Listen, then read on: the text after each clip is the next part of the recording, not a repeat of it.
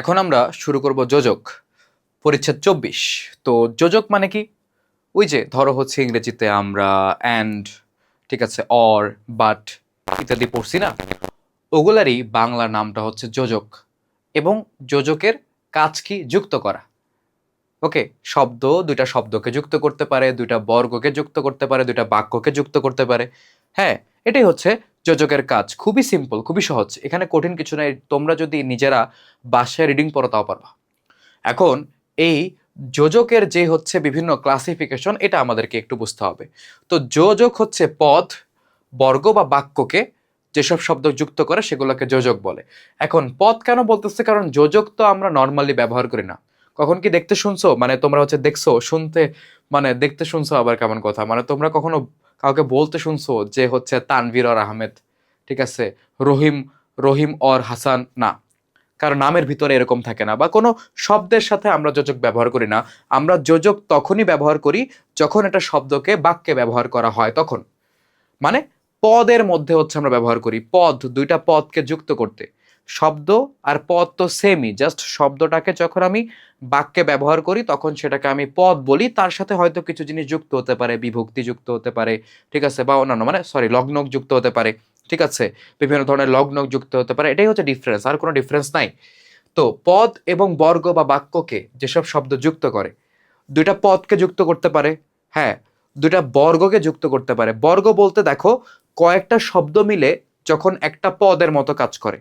ধরো আমরা বিশেষ্য পদ চিনি, ধরো তোমাকে বলা হলো রহিম ও করিম, রহিম ও করিম। এই রহিম ও করিম এখানে তিনটা পদ আছে, এই তিনটা পদ মিলে একটা পদের মতো কাজ করতেছে। সেটা কি? বিশেষ্য পদের মতো কাজ করতেছে। মানে রহিম ও করিম এই পদটা দেখে আমি একটা মানে দুইটা মানুষের নাম বুঝতে পারি। মানে এই পদ কয়েকটা একসাথে করে আমি নাম পাইতেছি।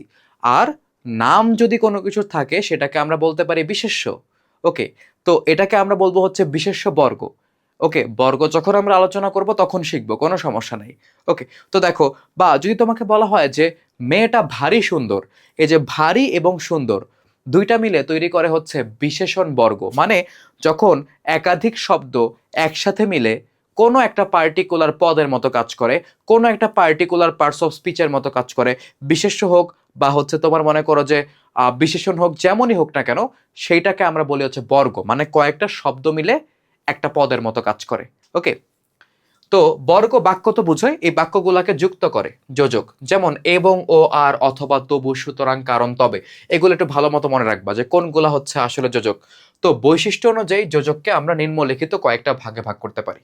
নিম্নলিখিত আমরা কয়েকটা ভাগে হচ্ছে ভাগ করতে পারি। যেমন প্রথমটা হচ্ছে সাধারণ যোজক।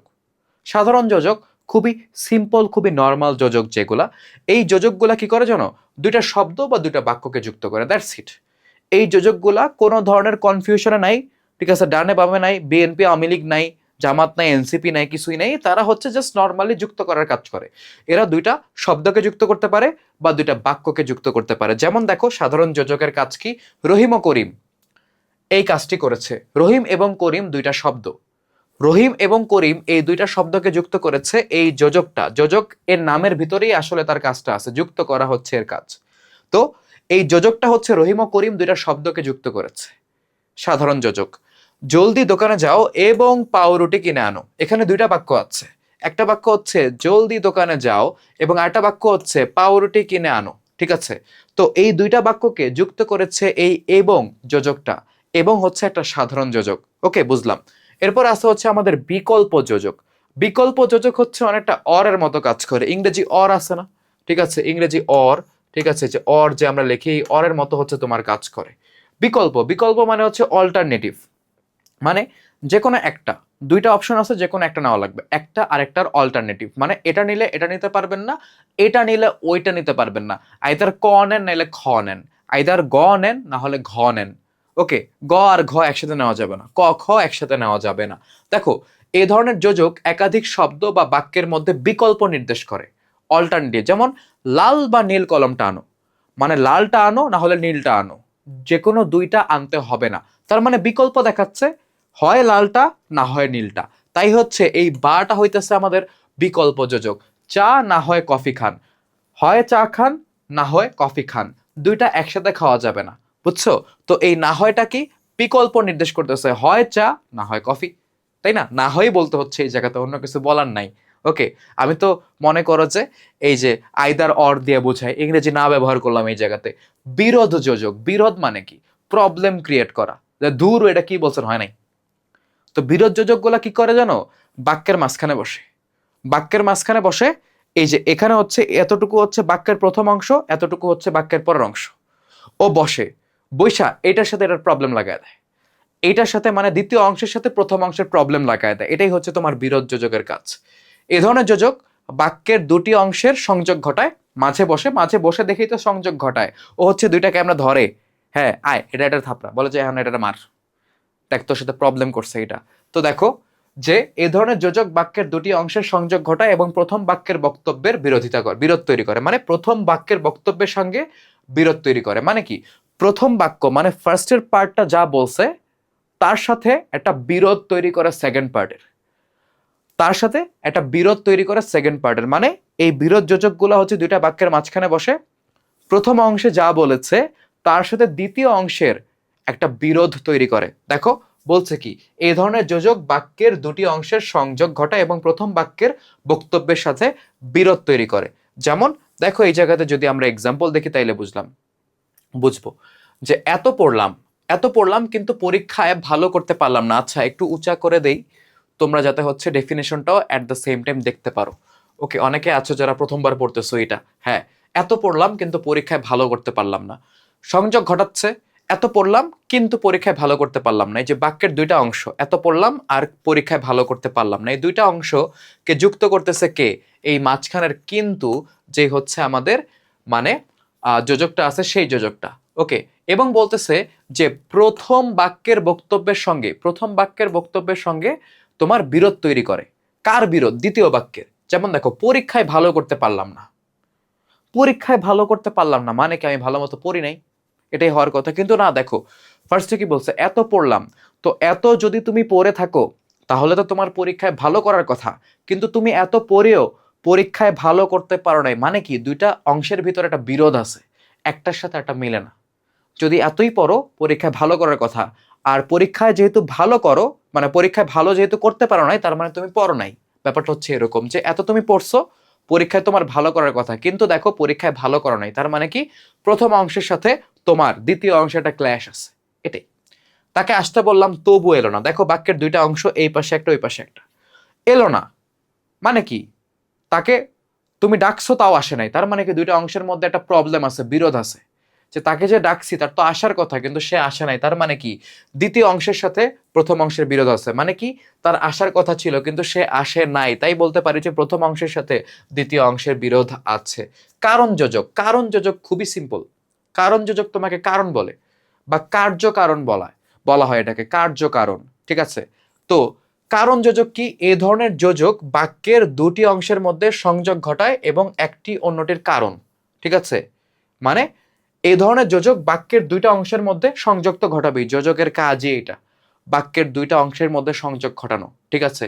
এবং একটা আরেকটার হচ্ছে তোমার কারণ।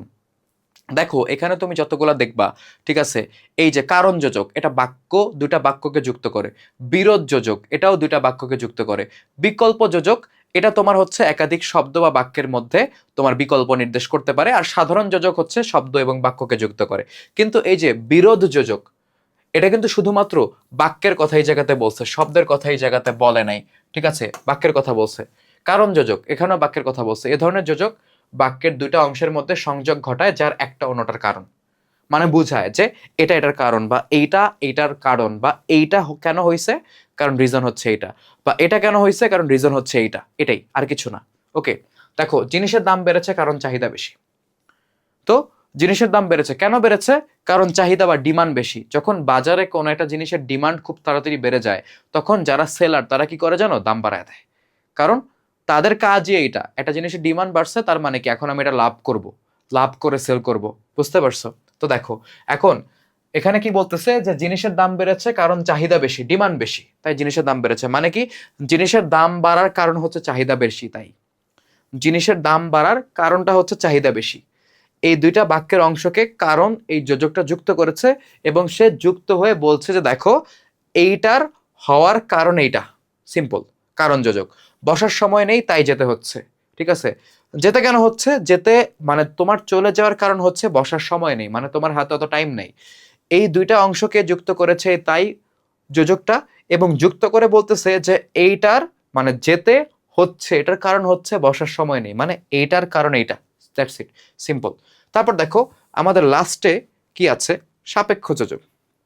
তারপর হচ্ছে অনুশীলনী। সাপেক্ষ যোজক মানে কি? এই যোজকগুলা এক জোড়ায় থাকে। যেমন আমরা সাপেক্ষ সর্বনাম দেখছিলাম এবং তোমাদেরকে বলছিলাম সাপেক্ষ যোজক এবং সাপেক্ষ সর্বনাম জানা থাকাটা ইম্পর্টেন্ট। কারণ বাক্য যখন আমরা পড়বো, সরল জটিল যৌগিক বাক্য, তখন হচ্ছে আমার এই জিনিসটা কাজে লাগবে। সরল জটিল যৌগিক বাক্য হচ্ছে আমি যখন পড়বো তখন হচ্ছে এই জিনিসটা আমার কাজে লাগবে, বুঝতে পারছো? তো সাপেক্ষ যোজক কি? এই যোজকগুলা জোড়ায় থাকে সাপেক্ষ সর্বনামের মতো এবং একটা অপরটার উপরে নির্ভরশীল। দেখো, যদি তবে, যদি রোদ ওঠে তবে রওনা দিব, যদি তবের উপর নির্ভরশীল, তবে যদির উপর নির্ভরশীল, যদি তবে, যত তত, এরকম, এগুলো হচ্ছে কি? সাপেক্ষ যোজক। এই ধরনের যোজক একে অন্যের পরিপূরক হয়ে বাক্যে ব্যবহৃত হয়। যদি রোদ ওঠে তবে রওনা দেব, এই যদি তবে বসে এই দুইটা বাক্যকে যুক্ত করেছে। দেখো, মানে এটা যে মাঝখানেই বসতে হবে, যোজক যে সবসময় মাঝখানেই বসবে ব্যাপারটা এরকম নয়। যোজক এরকম দুই সাইডেও বসতে পারে। ওকে, যত পড়ছি ততই নতুন করে জানছি, যে পড়ছি এবং নতুন করে জানছি, এই দুইটা অংশকে যুক্ত করেছে এই সাপেক্ষ যোজকগুলা। এবং যত তত, যদি তবে, যদি এটা হয় তাহলে এটা হবে, যত তত, যত করছি তত পড়ছি, এরকম। ওকে, বা যত এক্স তত ওয়াই, তো একে অপরের উপর নির্ভরশীল। এখন তোমরা বলতে পারো যে ভাই এগুলা মনে রাখবো কেমনে? ঠিক আছে, আমি কি করতাম জানো? মানে আমি যেগুলো চিন্তা করতাম, দেখো, আমি এরকম ভাবে মনে রাখতাম যে সাধারণ যোজক কিভাবে মনে রাখবো? ও সাধারণ এবং যোজক, ও সাধারণ এবং যোজক, ঠিক আছে। সাধারণ যোজক মনে রাখার সহজ টেকনিক, ও সাধারণ এবং যোজক। ওকে, এখন তোমার কাছে সহজ নাও লাগতে পারে, আমি জাস্ট 1 মিনিটে নিজের চিন্তাটা বলতেছি। দেখো, বা বিকল্প না হয় যোজক, বা বিকল্প না হয় যোজক, বা বিকল্প না হয় যোজক, এরকম। দেখো, তারপর দেখো কি কি আছে? কিন্তু আর তবু, কিন্তু, কিন্তু বিরোধ তবু যোজক, ঠিক আছে। কিন্তু বিরোধ তবু যোজক, এরকম ভাবে হচ্ছে মনে রাখতাম। তারপর দেখো এই জায়গাতে কারণ তাই, কারণ কারণ তাই যোজক। ওকে, কারণ কারণ তাই যোজক। ওকে, এরকম ভাবে মনে রাখতাম। তারপর দেখো এই যে কি আছে? যদি তবে যত তত, যদি তবে সাপেক্ষ যত তত যোজক। ওকে, যদি তবে সাপেক্ষ, যদি তবে সাপেক্ষ যত তত যোজক, এরকম ভাবে হচ্ছে ফানে ফানে দেখবা তোমার ব্রেন মনে রাখছে পরীক্ষার হলে। মানে তুমি মুখস্থ করে গেলা, দেখলা তোমার ব্রেন মনে রাখে না, কিন্তু তুমি এমনে মনে করলা, এই পার্টটা বারবার দেখলা, দেখবা মনে পড়ে গেছে। যোজক কাকে যুক্ত করে? পদ, বর্গ, বাক্য সবগুলাকেই। বিরোধ যোজক আছে কোনটায়? দেখো, যে সংখ্যাটি 17 কিংবা 18 হবে, এটা তো বিরোধ না, এটা বিকল্প। লোকটি শিক্ষিত তবে সৎ নয়, এই যে এটা তবে, ঠিক আছে, সৎ নয়। হ্যাঁ, লোকটি শিক্ষিত, তো শিক্ষিত হইলে তো সৎ হওয়ার কথা, কিন্তু হয় নাই, কারণ কি? এই অংশের সাথে এই অংশের বিরোধ আছে। আর এটা হয়েছে এই তবে বিরোধ যোজকটা থাকার ফলে, ঠিক আছে।